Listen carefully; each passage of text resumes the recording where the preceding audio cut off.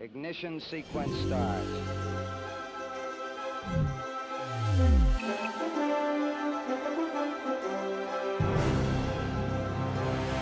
Good morning and welcome to Mission Control Houston. You're looking at the International Space Station Flight Control Room, where the specialists monitoring the systems on the station are once again working with a crew of just 6 astronauts and cosmonauts who got Expedition 61 underway early Thursday. ESA astronaut Luca Parmitano of Italy is the new station commander, and he and his crewmates are already preparing for a string of battery replacement spacewalks that are scheduled to begin on Sunday morning. Welcome to Space to Ground. I'm Catherine Clayton. A few crew members said goodbye. Preparations for a serious spacewalk and plenty of science make for another busy week on the International Space Station. 3 station crew members closed the hatch on their Soyuz spacecraft, undocked from station, and made the trip back to Earth. NASA astronaut Nick Hague, Expedition 60 and Roscosmos cosmonaut Alexei Ovchinin, and United Arab Emirates astronaut Hazza Ali Al-Mansouri ended their time on station Thursday. Hague and Ovchinin completed a 203-day mission that spanned 3,248 orbits of Earth, or 80.8 million miles. This was Hague's second spaceflight and the third for Ovchinin. Al-Mansouri wrapped up an 8-day stay on the station. Their undocking marked the beginning of Expedition 61. European Space Agency astronaut Luca Parmitano will command the Expedition 61 crew, comprised of NASA astronauts Christina Koch, Jessica Meir, and Andrew Morgan, and Russian cosmonauts Alexander Skvortsov and Oleg Skripalka. And things kick into high gear for the crew this Sunday with the first of 5 complex spacewalks scheduled in October. The spacewalkers will continue the ongoing work to upgrade the large external batteries on the station, swapping older nickel-hydrogen batteries with new lithium-ion batteries recently delivered on the Japanese HTV-8. The upcoming battery swaps will be unique from previous spacewalks, which use extensive robotics to do the heavy lifting. The batteries set to be replaced starting on Sunday are located on the far end of the station's backbone, also called the truss, and are out of range for the Canadarm2. This means the astronauts will have to carry the 400-plus-pound battery packs back and forth by hand. Sunday's spacewalk is expected to last over 6 hours, with coverage on NASA TV starting at 6:30 a.m. Eastern. Amidst the departures and the spacewalk preparations, astronaut Christina Koch still had time for science. She kept the biomolecule extraction and sequencing technology, or BEST investigation, on task with sample transfers and culture media exchanges. DNA sequencing allows researchers to explore the molecular world. The BEST investigation seeks to advance sequencing in space in 3 ways: identifying microbes that cannot be detected using traditional methods, assessing microbial mutations in the genome because of spaceflight, and performing direct RNA sequencing. Sequencing in space allows for real-time snapshot of gene expression, which will help protect humans during future space exploration missions and help monitor the presence of microbes in remote locations on Earth. Keep sending in your questions using the hashtag AskNASA, and we'll see you next week.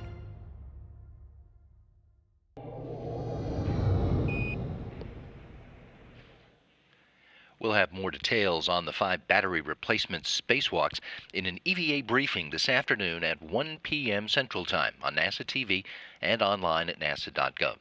Our live coverage of the first of this set of spacewalks goes on the air at 5:30 Houston time this Sunday morning. Then the second spacewalk is targeted for next Friday, October 11th. And one more schedule note. This afternoon at 3 o'clock Houston time, tune in for a video file of scenes from astronaut Nick Hague's return to Houston earlier today.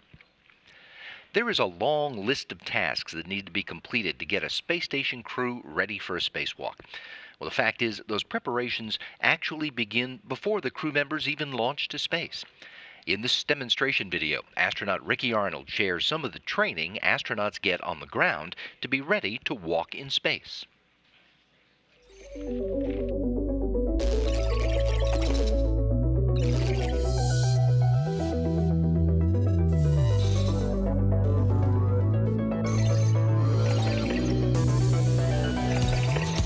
Well, Welcome to the Quest airlock on the International Space Station. I'm Ricky Arnold, Expedition 56 flight engineer from NASA. Today we're going to talk about one of my favorite topics, extravehicular activity, or EVA. Going out on an EVA or a spacewalk has been one of the most amazing experiences of my life. But it's also one of the most complicated and dangerous things we do during human spaceflight. There's a lot of equipment to prepare and maintain, and we do months of training to make each EVA a success. If you think it sounds complicated, you should see all of it in action. Let's start with training and how we get ready for a spacewalk. Space is an extreme environment that presents many hazards. If we're going to go outside the safety of the ISS, we have to be prepared. That's why EVAs are designed with safety as the utmost priority.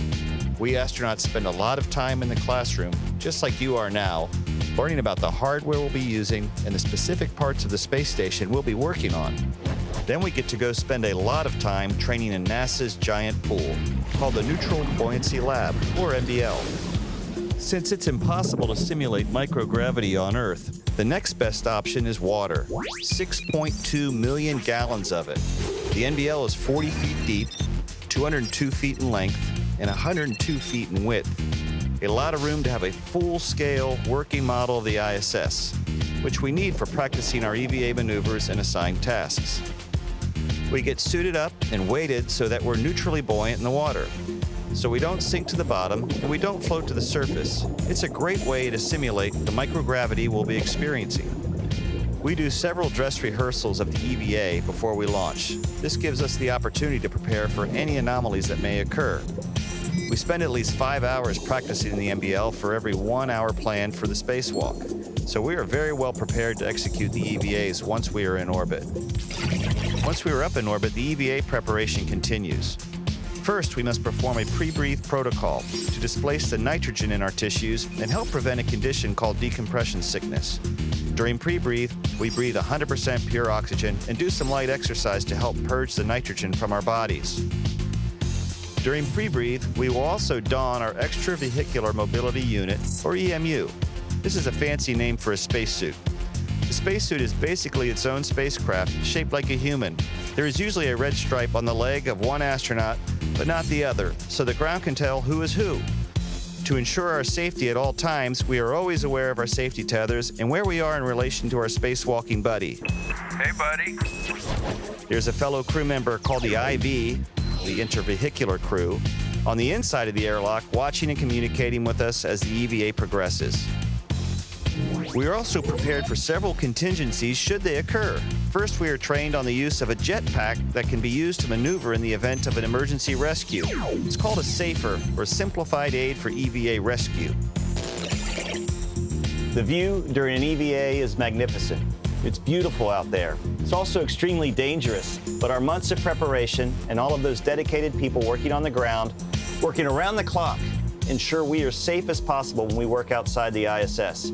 EVAs have allowed us to build and maintain the ISS, repair mission-critical hardware, investigate malfunctions, install new hardware, and the view, unbelievable. See you next time.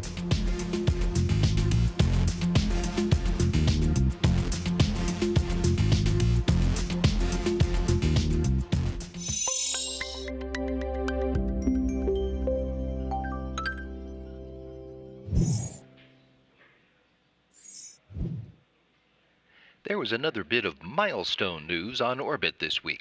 Flight engineer Christina Cook completed 200 days in space on a mission that's scheduled to last until next February, almost 330 days total. She says the concentration and control she learned in mountain climbing helped her prepare to be an astronaut and to make the climb to space for her first mission to the International Space Station.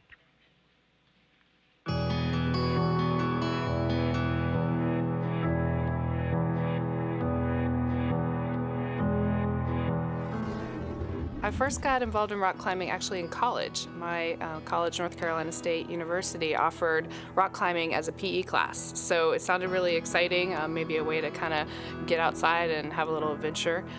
When I first got started, I liked more the physical challenge. That's what it was about. And as I kind of advanced in the hobby and got more technical, I found that I really liked other aspects of it, like the equipment, the gear, the physics of the system that you have to use, and also the partnership aspect of it. It's really like a team, because when you get into some of the higher levels of climbing and different types of more technical climbing, you really rely on your climbing partner. We train for spacewalks in a giant pool that's called the NBL, which stands for Neutral Buoyancy Lab. And it's a pool that's large enough to fit a full-scale mock-up of the International Space Station. So in that, we simulate everything like we would on a real EVA, including egressing out of the airlock, your safety tethers, and your local tethers that you would work when you're at a work site performing the job. So all of that is just very similar to the concepts of rock climbing.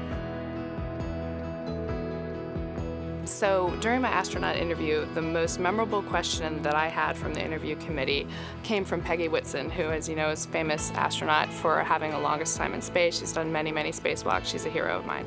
And she looked at me and she said, "When you rock climb, have you ever been scared?"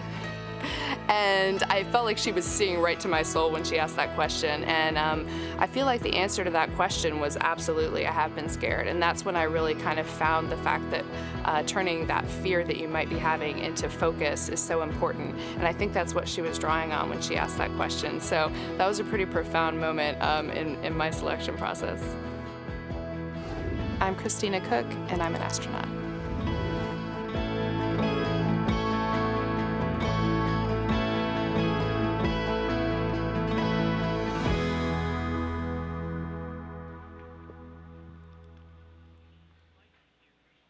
One priority of the International Space Station's science mission is to learn as much as possible about how living in microgravity impacts the human body.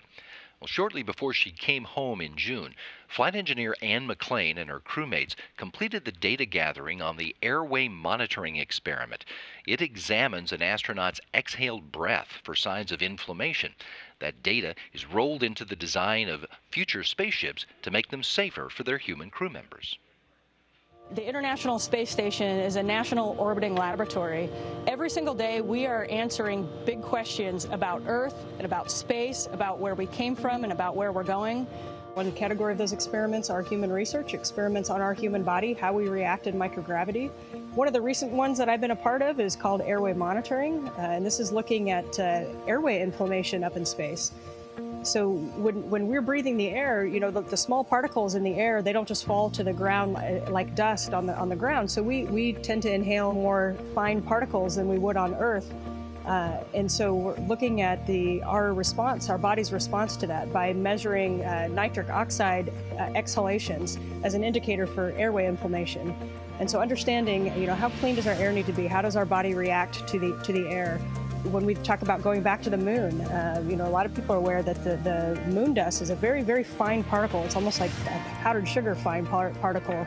And if that's in the air and we're breathing that for months on end, if we're doing, you know, extended stays on the lunar surface, you know, we need to understand kind of how that affects the human body.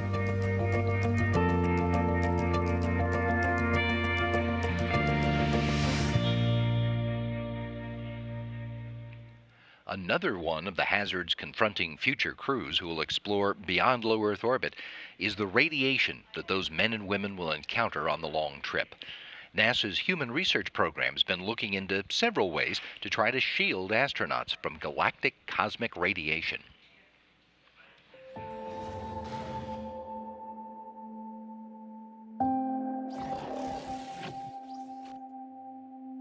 Just as early explorers had to endure weather as they traveled to new lands and explored new areas, astronauts, when they go on space travel outside the Earth's magnetic field, will have to endure space weather.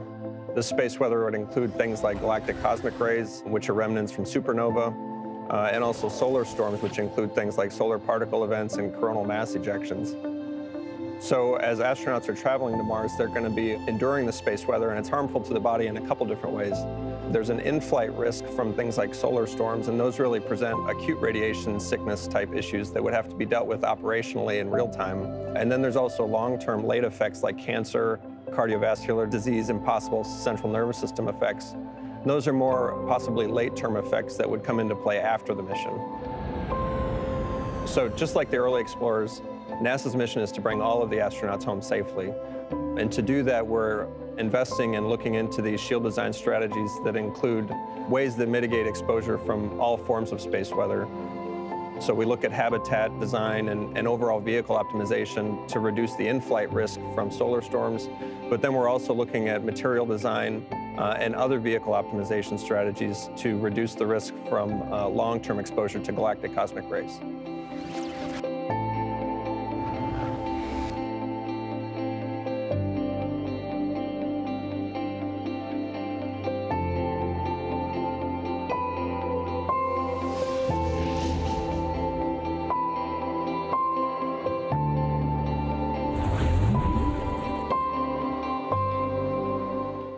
People in the Human Research Program are one example of the kind of heroes who work at NASA. Along with the astronauts who fly to space, there are many thousands of other people hard at work solving the challenges facing the space missions of today and those of tomorrow. So you want to go to Mars. What does it take to be a NASA hero? Meet the heroes behind the scenes who make deep space exploration possible. People often think of astronauts as heroes, and they are. And they will be the first ones to tell you that there are many other people who make space missions successful. On Earth, there's ground support, the folks responsible for launch and landing. Heroes work in mission control and keep a watchful eye on the astronauts and spacecraft 24/7. Heroes design, test, build, and fly the rockets and spacecraft that take astronauts off our planet. And there are heroes who make spacesuits, habitats, and equipment for the astronauts to live and work on the Moon and Mars. Human spaceflight is possible because of the heroes on the ground and behind the scenes who build the technology and systems needed to send astronauts into the solar system. Will you be a NASA hero? For more information, visit this NASA website. Missions like going back to the Moon by 2024 and then out into the solar system to Mars face issues with providing the human crews with all the materials they'll need to do their jobs. Biomining could offer a way for crews to obtain needed materials right on other planetary bodies. But microbes and rocks interact differently outside of Earth's gravity than they do here, and that might affect the output from extraterrestrial biomining. So there's an investigation on the International Space Station studying how microbes grow and how they alter planetary rocks in microgravity and in simulated Martian gravity. The International Space Station will soon host some of the smallest miners in the universe, microbes. Microbes growing on the surface of rocks can gradually break them down and extract useful minerals and metals. This is a process called biomining. As we explore space, we are seeking to use biomining to turn rock and regolith into soil for growing plants and food. But before we can use this technique in planetary settlements, we first need to test it in space.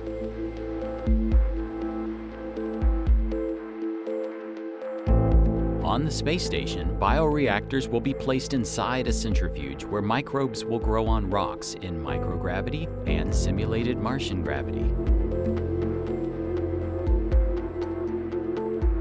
Investigators will examine how 3 types of microbes behave within pieces of basalt and evaluate how well the different microbes extract elements from the rocks. The findings will be compared to ground-based results.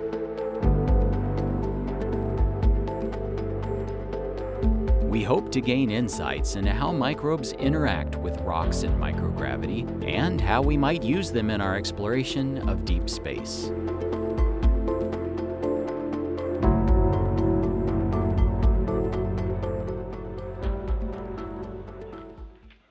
The range of science research being done on the International Space Station is remarkable, and the station program's science office is hoping you can help expand that range. If you've got a hypothesis to test that requires eliminating gravity as a variable, have we got a research platform for you.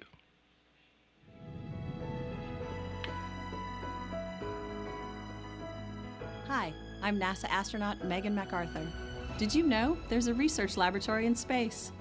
It's the International Space Station, and it's a scientific stepping stone that's enabling us to explore farther into space while improving life on Earth. The space station provides a unique environment of microgravity, extreme conditions, and an observation platform that enables researchers from all over the world to test theories and technologies off the Earth in an extreme environment unlike any other. We welcome you to join us on station. You don't have to be a rocket scientist or part of NASA to gain access to this unique laboratory. Don't know much about spaceflight? That's okay. We're here to help people just like you every day. You might be curious about funding, capabilities, access, or maybe you just don't know where to start. Give us a call or email. We'll ask you some basic questions about your objectives, which will help us point you to the right people who could make your experiment or testing your technology possible in space. Visit nasa.gov/station opportunities for more detailed ideas, answers, and contact information, or find us at the Station Research Client Helpline. So welcome to the International Space Station.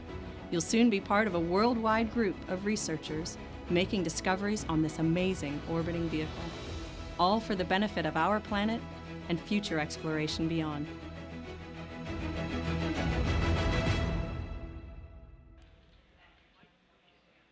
The laboratories on the International Space Station are designed to facilitate scientific research that can't be done on Earth.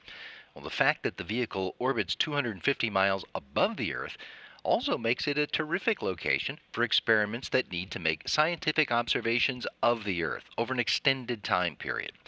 The RapidScat wind measurement system has been doing that for almost 5 years now.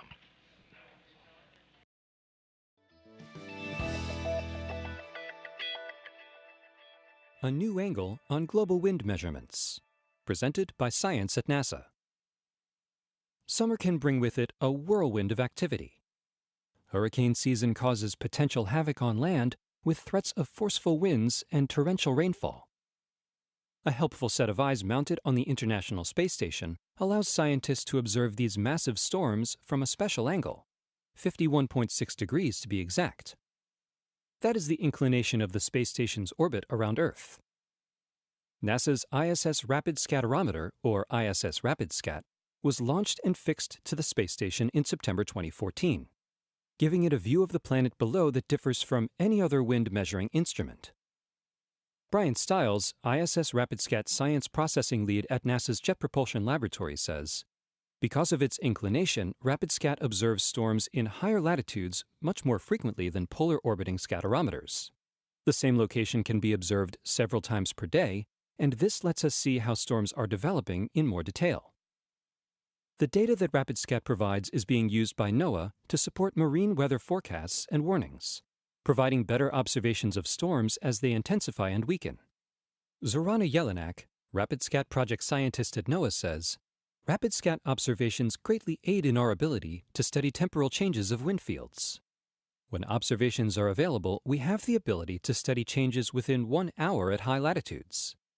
Previously, we were only able to characterize changes every 6 hours. In the tropics, RapidScat has improved the wind coverage of the space-borne scatterometer constellation from once every other day to more than once a day on average. ISS RapidScat is a radar, bouncing microwaves off the ocean surface and measuring the echo. Rough waters, those disturbed more by wind, return a stronger signal than smooth waters. From that information, scientists can derive wind speed as well as its direction based on the orientation of the waves. RapidScat excels at measuring winds at the ocean's surface, adds Stiles. Measurements of surface winds are important for many reasons. For one thing, surface winds define how the ocean and the atmosphere interact where they meet, which influences weather in the short and long time scales. Moreover, surface winds are what boats experience at sea, and people and buildings actually experience when a storm makes landfall. RapidScat provides remotely sensed ocean surface wind speeds and directions. With such a huge void of radar and surface observations over the oceans, Remotely sensed ocean surface winds play an instrumental role in marine decision-making, forecasting, and modeling. Stiles says this is useful information for both weather forecasting and climate studies. Since it was launched, ISS RapidScat has seen dozens of storms, big and small. Maps of surface winds have given Earth scientists a unique view of the inner workings of these storms. The orbit of the space station covers the majority of the oceans from southern Canada all the way to the southern tip of South America every 48 hours. This means few storms escape RapidScat's relentless microwave scanning. These advantages are enticing weather forecasters and climatologists to make increasing use of the high-resolution wind data that ISS RapidScat offers. The information from these data are being utilized by marine forecasters at NOAA to help forecast, warn, and analyze wind and wave conditions over the ocean environment, from hurricanes and windstorms to fair weather conditions. Improved knowledge of impending wind and wave conditions impacts everything from large cargo ship routing to recreational boating to families vacationing along the coasts. As summer unfolds, ISS RapidScat will have a lot to do. For more from the International Space Station, go to www.nasa.gov/station. Stay tuned for updates from science.nasa.gov.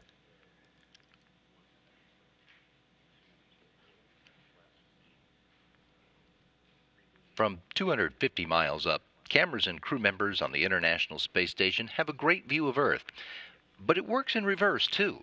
There are times when almost everybody on this planet has a chance to see humanity's home on orbit from right in your own backyard. Flight engineer Nick Hague shares how you can use the Spot the Station website at nasa.gov to find out when the International Space Station may be visible to you.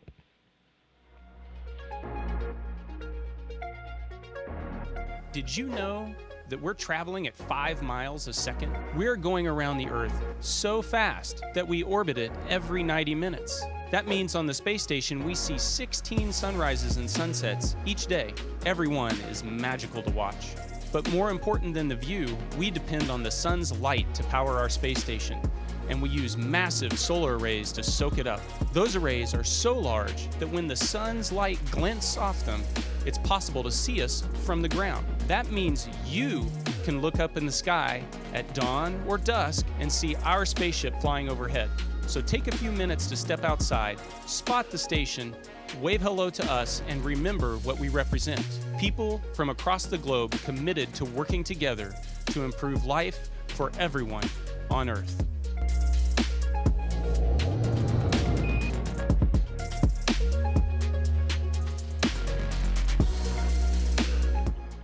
If you'd like to get another look at any of these stories we ran for you today, check us out on YouTube and Facebook at those addresses.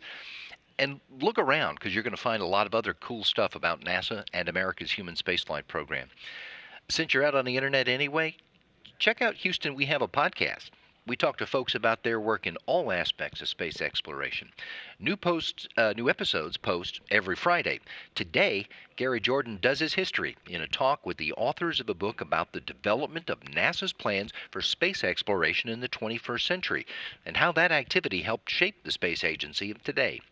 Go to nasa.gov/podcasts for today's episode.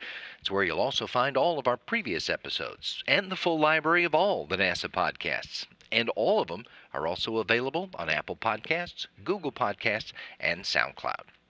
This is Mission Control, Houston.